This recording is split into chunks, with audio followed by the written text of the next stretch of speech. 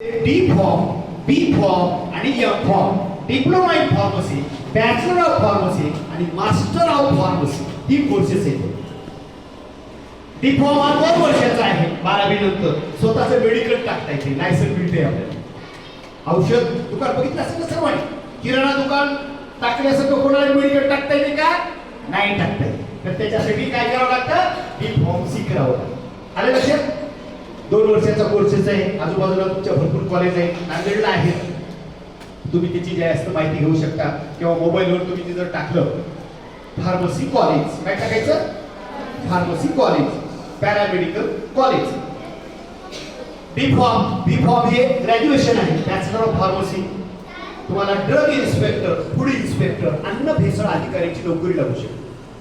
माहिती आहे अन्न भेसळ अधिकारी, जे तुम्ही पदार्थ वगैरे लॅबोरेटरीमध्ये हे असतात ना, त्याचा इन्स्पेक्टर. आणि एम फॉर्म म्हणजे मास्टर ऑफ फार्मसी, म्हणजे तुम्ही स्वतः टॅबलेट तयार करू शकता तुमच्या सजेशननुसार. पॅरासिटामोल, अॅनासिडिन गोळ्या वगैरे, सिप्ला वगैरे औषध असतात ना, त्याच्या सर्व कंपन्या जास्तीत जास्त आहेत. पण भारतामध्ये कोणत्या राज्यात आहे? नाही, महाराष्ट्रात नाहीत आपल्याकडे औषध निर्माण कंपन्याच्या.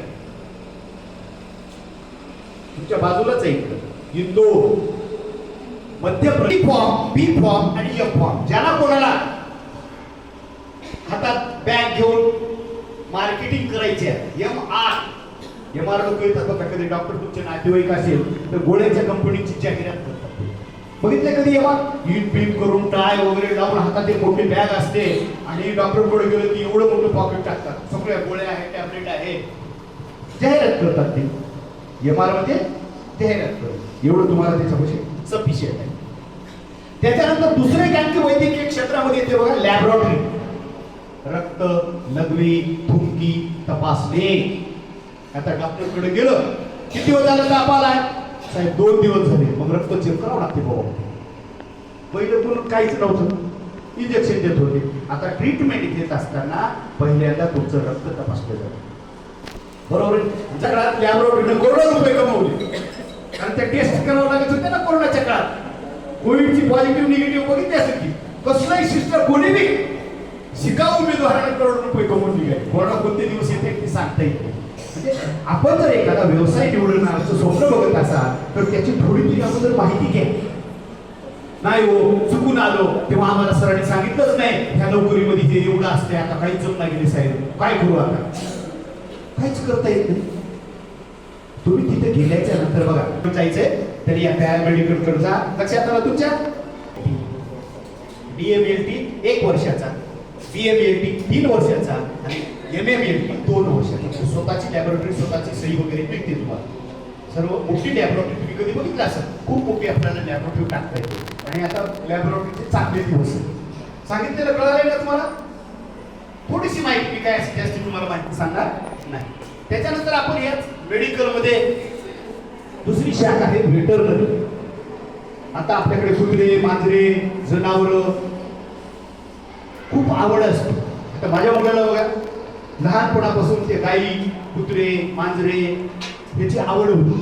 आताच या वर्षी माझा मुलगा आग्र्याला व्हेटरनरीला BVSC ला लागलेला आहे. मुलगी 2 डॉक्टरचा बाप आहे, एक माणसाचा आणि एक जनावराचा. म्हणजे सांगायला बापाला थोडस कॉलर टाईट राहते. आपण एका दिवस उपाशी जरी असलो आणि एखाद्याला विचारलं तुमचे मुलं काय करतात, ते कोण अहो एवढे मुलं मोठे, आपलं पोट अन्न न खाता आपलं पोट काय काय वाटते आपण, आणि आपण काहीतरी कमवलं. तसंच तुमच्या आई वडिलांना वाटणार आहे. लक्षात ठेवा, आई वडिलांचं स्वप्न पूर्ण करण्याचं भाग्य प्रत्येक मुलामुलीमध्ये निर्माण व्हावं असं मला वाटतं. आई वडिलांना कधीच नाराज करू. बॅचलर ऑफ व्हेटरनरी सायन्स, पशुवैद्यकीय अधिकारी तालुक्याला असतात. बरोबर? आता कुत्रे, मांजरं, जनावर खूप वाढलेले आहेत. यांना सुद्धा दिवस चांगले. प्रत्येकाच्या घरी कुत्रा पाळला जातो. 4 व्हीलर मध्ये कुत्रे असतात, याला सुद्धा 1000-2000 ट्रीटमेंटला नुसतं तपासायला दिले जातात. गाईचे, म्हशीचे, जनावरांचे खूप मोठे गोटे आलेले आहेत. आता याच्यावर सुपरविजन करायला लाख 1.5 लाख रुपये पगार दिला जातो. म्हणजे आपण एखादा व्यवसाय निवडत असताना बाबा मला त्याच्यात आउटपुट काय निवडलं, तुझं काय चाललंय माहिती? I must take a decision. मला आता निर्णय घ्यायचाच आहे. Please help me God. My decision is not mistake. मला आता निर्णय घ्यायचा आहे. तो देवाला प्रार्थना करतोय की मला आता निर्णय घ्यायचा आहे आणि हा निर्णय चुकू नये म्हणून तू मला मदत कर. आणि त्याच्यामध्ये मुलीसाठी एक सुंदर शब्द गेलाय, टेम्पटेशन. टेम्पटेशन म्हणजे मोह, माया, जाल. याला